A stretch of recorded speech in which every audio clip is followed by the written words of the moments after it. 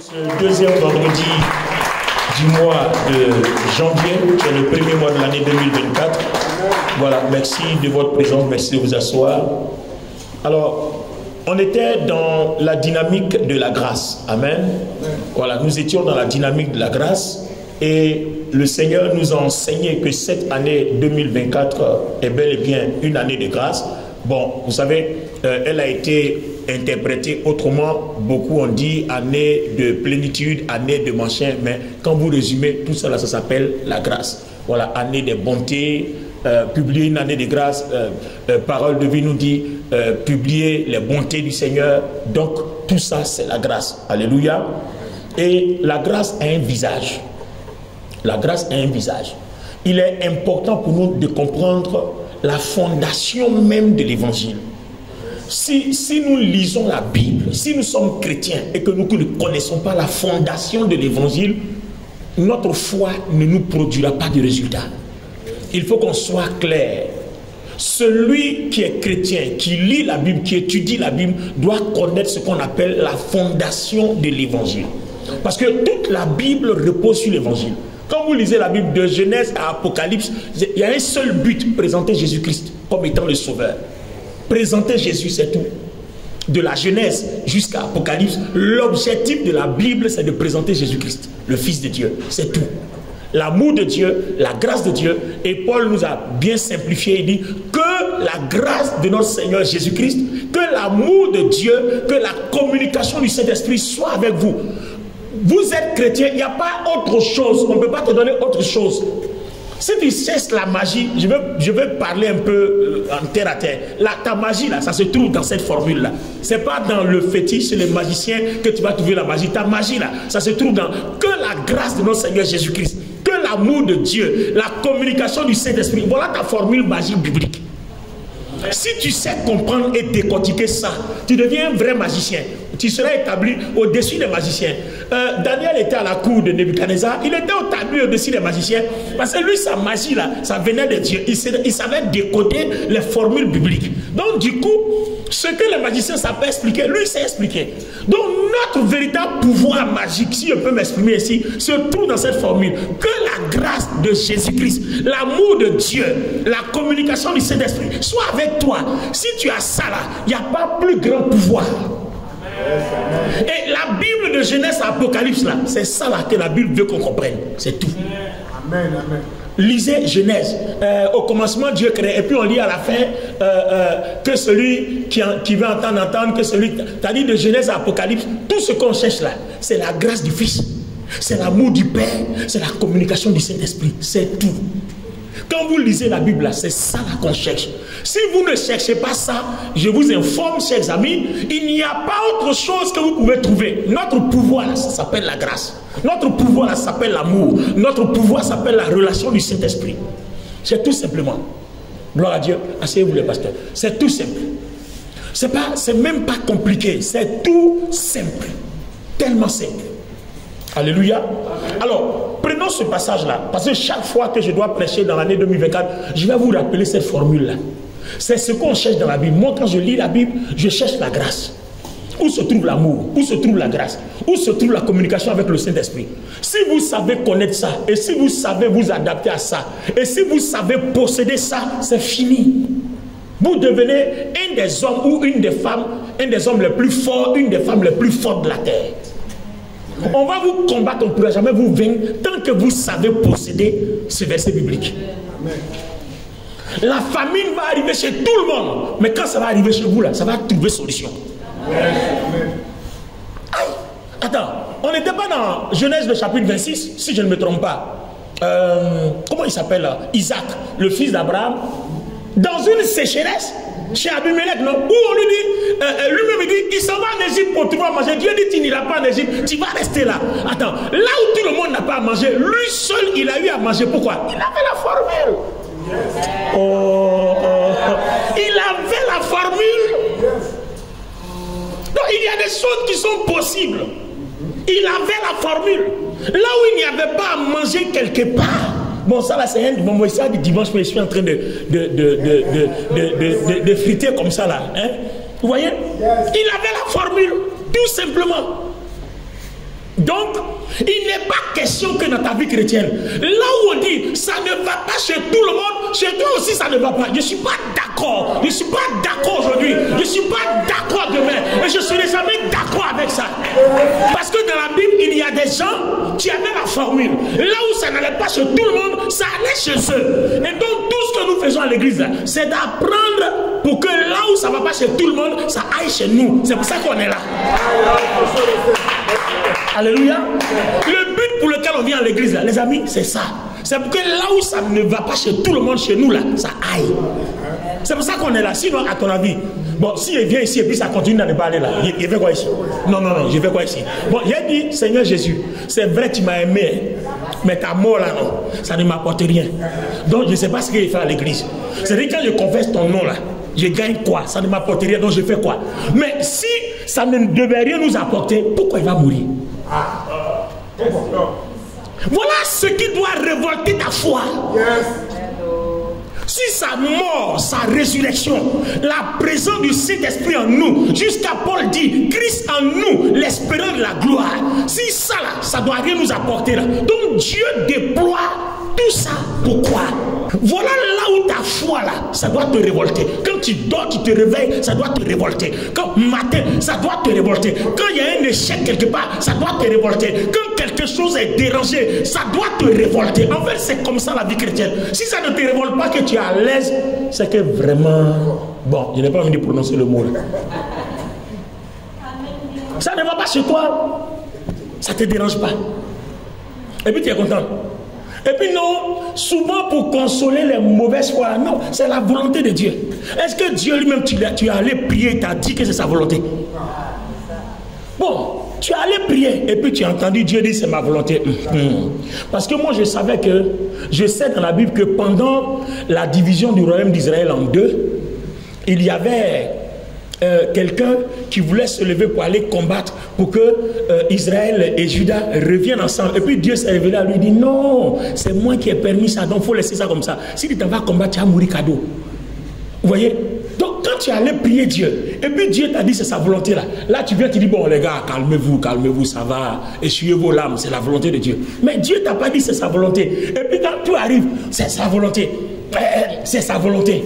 Non, je ne suis pas d'accord. C'est une foi de faiblesse, une foi de défaite, une foi médiocre, une foi minable que moi, en 2024, là, sous l'onction de la grâce, je n'accepte pas. Si tu veux accepter ça toi seul, mais moi, oh my God, oh my God. Oh, moi, je n'accepte pas. Je ne suis pas d'accord. Parce que je conçois que le Seigneur Jésus-Christ ne peut pas mourir comme ça. Il a souffert comme ça. Et puis nous, on va continuer d'échouer, on va continuer de souffrir. Donc, sa souffrance là, c'est pourquoi. Non, c'est pourquoi. Mais justement, c'est pour ça que Dieu nous demande d'avoir la foi. Parce que notre foi doit déplacer ce blocage là. Pourquoi notre foi peut déplacer les montagnes? Notre foi provoque des changements dans notre vie. Parce que, assure-toi, il est mort, c'est pourquoi. Je ne suis pas d'accord que pendant qu'il est mort, ça va continuer d'arriver à ma vie. Je ne suis pas d'accord, c'est ça. Si tu peux vivre comme ça, c'est que tu as compris la vie chrétienne. Alors tiens-toi debout, on va répéter quelque chose. Avant qu'on lise la parole, et puis en 2 minutes, je vais clôturer. Le dimanche, on va poursuivre. Alléluia. Amen. Dis avec moi, que la grâce de notre Seigneur Jésus-Christ, que l'amour de Dieu le Père, que la communication du Saint-Esprit reste et demeure avec vous. Merci de vous asseoir. On parle de la grâce qui doit demeurer avec toi. On parle de l'amour qui doit demeurer avec toi. Et on parle de la communication du Saint-Esprit qui doit demeurer avec toi. Et tu connais cet esprit? S'il demeure avec toi, est-ce que tu connais? Donc lui comme ça là, le Tout-Puissant, on dit même de lui que tout péché contre lui est impardonnable. Et puis lui il demeure avec toi et puis tu souffres. Oh, je ne suis pas d'accord. Ta foi là, 2024 là, ta foi là, ça doit être révolté. Je ne suis pas d'accord. Ça là, je ne suis pas d'accord. Si tu n'apprends pas à te révolter comme ça, ta vie ne va pas bouger. Écoutez, Dieu fait bouger les choses. Mais notre foi aussi fait bouger les choses. On dit la grâce. La grâce là, on gagne ça comment? Par au moyen de la foi. Nous sommes sauvés par grâce, Éphésiens 2, 8, par le moyen de notre foi. Donc si ta foi te garde au même niveau, tant que tu ne déplaces pas ta foi à un autre niveau, ta vie restera au même niveau. Donc quand ta foi se déplace dans les hauteurs, ta vie aussi se déplace dans les hauteurs. Donc il y a des choses que Dieu va faire gratuitement, mais il y a des choses que toi-même ta foi doit faire bouger.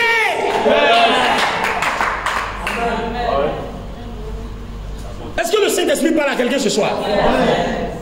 Tu ne peux pas rester là comme ça, attendre que Dieu fasse tout. Dans le processus de la grâce, il y a l'amour de Dieu. On en a parlé vendredi. Barabbas dans la prison, c'est l'amour de Dieu qui l'a localisé. Ça, c'est Dieu lui-même, il a regardé, il a dit, j'ai sauvé lui là. Maintenant, bon, le temps que Dieu décide dans son amour de te sauver là, toi-même là, tu ne te sauves pas aussi. Il t'a aussi donné la foi pour que tu te sauves. Donc là où l'amour de Dieu n'est pas encore manifesté, c'est parce que Dieu veut que tu combles ce vide-là par ta foi. Il y a des moments où Dieu va manifester son amour. Mais et là où il ne manifeste pas l'amour, là, tu ne bois pas, tu ne manges pas, tu ne dors pas, tu ne travailles pas, tu n'as pas besoin d'argent, tu n'as pas besoin de santé, tu n'as pas besoin de guérison. Mais il dit quoi? Par ta foi. Il y a des gens pour lesquels le Seigneur Jésus a prié. Et les gens sont venus, Seigneur, j'ai telle maladie, guéris-moi. Il dit rien, il dit, va, ta foi t'a sauvé. Et puis pendant que la personne s'en va, effectivement la personne est guérie. Il n'y a pas eu de prière, c'est sa foi. Donc le Seigneur nous donne des indicateurs. Il nous donne des enseignements qu'il y a des moments où l'amour de Dieu va te localiser là où tu n'as pas prié. Dieu lui-même va te rendre visite. Mais quand Dieu ne te rend pas visite, cet intervalle, ce vide-là, comble ça par ta foi.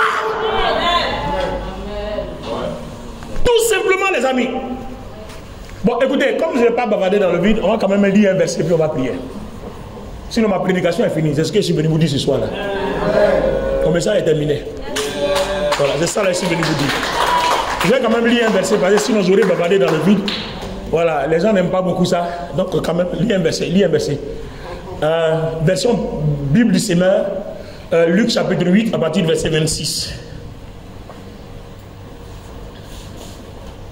Allons-y, allons-y, allons-y, allons-y. Luc chapitre 8, version Semeur, à partir du verset 26, je lis la parole. Ils abordaient dans la région de Gérésa, située en face de la Galilée, au moment où Jésus mettait pied à terre. Un homme de la ville qui avait plusieurs démons en lui vint à sa rencontre depuis longtemps déjà, et il ne portait plus de vêtements et demeurait non dans une maison, mais au milieu des tombeaux. Quand il vit Jésus, il se jeta à pied en criant de toutes ses forces: que me veux-tu, Jésus, fils de Dieu, du Dieu très haut? Je t'en supplie, ne me tourmente pas. Il parlait ainsi parce que Jésus commandait à l'esprit mauvais de sortir de cet homme. En effet, bien des fois, l'esprit s'était emparé de lui. On l'avait alors lié avec des chaînes et on lui avait mis les fers aux pieds, mais pour le contenir. Mais il cassait tous ses liens et le démon l'entraînait dans des lieux déserts. Jésus lui demanda: quel est ton nom? Légion, répondit-il, car une multitude de démons était entrée en lui. Ces démons suppliaient Jésus de ne pas leur ordonner d'aller dans l'abîme. Or, près de là, un important troupeau de porcs était en train de paître sur la montagne. Les démons suppliaient Jésus de leur permettre d'entrer dans les porcs. Il le leur permit. Les démons sortirent donc de l'homme et entrèrent dans les porcs. Aussitôt, le troupeau s'élança du haut de la pente et se précipita dans le lac où il se noya. Quand les gardiens du troupeau virent ce qui était arrivé, ils s'enfuirent et allèrent raconter les choses dans la ville et dans les fermes. Les gens vinrent rendre compte de ce qui s'était passé. Ils arrivèrent auprès de Jésus et trouvèrent assis à ses pieds, l'homme dont les démons étaient. Regardez ce qui s'est passé ici. Regardez ce qui s'est passé. Est-ce que ce démon était chrétien? Non, enfin, cet homme possédé de démons, était-il chrétien? Non. Avait-il fait une prière que Jésus devait venir le délivrer? Mais qu'est-ce qui s'est passé? Jésus le rencontre et puis une bonne opportunité, une grâce arrive sur lui, et puis la délivrance opère, le gars est libéré. Donc vous voyez, là où vous n'avez rien demandé, là où vous n'avez pas prié, là où vous avez, dans votre vie de prière, vous n'avez pas occasionné de rencontre avec Dieu, et que Dieu vient vers vous, c'est la manifestation de l'amour de Dieu pour ceux qu'il a aimés. Il a tant aimé le monde qu'il a donné Jésus. Donc toutes les fois que vous croyez en Dieu, que vous ne croyez pas en Dieu, on dit Dieu a tant aimé le monde. Donc l'amour de Dieu n'est pas seulement pour les chrétiens, c'est pour tout le monde. Amen. Amen. Parce que dans le monde, il y a les élus de Dieu qui ne sont pas encore chrétiens, mais qui ont besoin d'être rachetés. Est-ce que quelqu'un comprend un peu? Amen. Donc l'amour de Dieu n'est pas limité à l'église. C'est pour ça que Dieu ne veut pas qu'on persécute les païens. Il dit quoi? Exercer l'hospitalité, parce qu'en le faisant, certains ont hébergé des anges. Dans le monde comme ça, là, il y a un élu qui est là. C'est un enfant de Dieu, mais pour l'heure, il n'est pas encore à l'église. Donc tu peux aller l'attaquer, le persécuter, alors que tu es en train d'aller contre les plans de Dieu dans la vie de quelqu'un que Dieu veut sauver. Donc Dieu a tant aimé le monde, il a aimé le monde, il aime tout le monde. Vous voyez? Donc, qu'est-ce que Dieu fait? Un païen se promène comme ça, et puis le Seigneur peut permettre que quelque chose arrive. Et puis soit Dieu le prend, ou bien soit Dieu le laisse mourir. Il y a des gens aussi qui ne sont pas pour Dieu, il y en a qui sont pour Dieu. Donc, peu importe que tu ne sois pas pour lui, il aime tout le monde et il met devant tout le monde l'opportunité du salut. Donc Dieu connaît ce qu'il a réservé dans sa préscience. On a déjà parlé de la préscience. Dans la prédestination, ceux qui lui sont prédestinés, la Bible dit quoi dans Pierre? Nous avons été prédestinés depuis avant la fondation du monde. Donc Dieu connaît ceux qui lui appartiennent et ceux qui ne lui appartiennent pas. Donc dans le monde, il y a encore des gens qui lui appartiennent, qui ne sont pas encore convertis. Donc l'amour de Dieu va partout. Et le fou de Gadara est une de ces personnes-là dans le monde qui appartient à Dieu. Donc peu importe l'emprise du démon sur lui, le temps est arrivé pour que à cause de l'amour de Dieu, la grâce le localise et il obtient sa délivrance. Donc voilà ce que l'amour de Dieu peut faire, peut t'apporter. C'est ce que je voudrais ajouter pour confirmer ce que je viens de dire déjà. Gloire à Dieu. Alors nous allons donc prier ce soir en 2 minutes. On va demander à Dieu. Il y a des choses qu'il fait pour l'homme sans qu'on ne lui demande. Dieu peut permettre que tu tombes sur un homme par hasard comme ça, alors que c'est ton mari. Il a préparé comme ça la rencontre. Ou bien tu tombes sur une femme par hasard comme ça, c'est ta femme. Il a préparé cette rencontre à cause de quoi? Son amour. Il a un programme pour chaque être humain. Dieu, si toi tu n'as pas de programme pour ta vie, c'est pas grave, mais Dieu en a un pour toi. Oh, je ne sais pas pourquoi quelqu'un dit pas même bien. Tu n'as pas de programme pour ta vie, mais Dieu a un pour toi. Il a un programme pour toi.